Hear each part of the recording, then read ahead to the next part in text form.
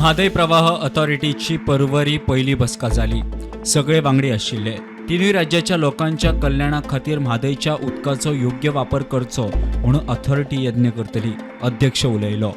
We have been able to kickstart the functioning of this authority today, whereby several decisions were made by the authority for setting up the office, choosing the initial location of the office, and at a later date for allotting land to the authority for its functioning from Goa. We have also been successful in framing the business rules for which the authority has passed in its meeting.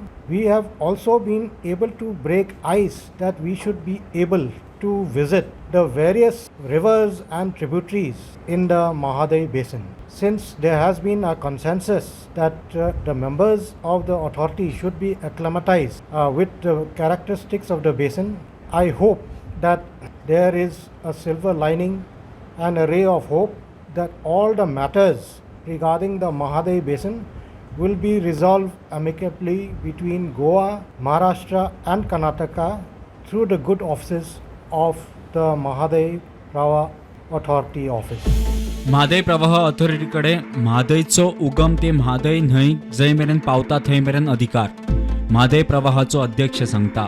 The Prawah has the scope right from the origin of the Mandovi till it outfalls itself into the sea.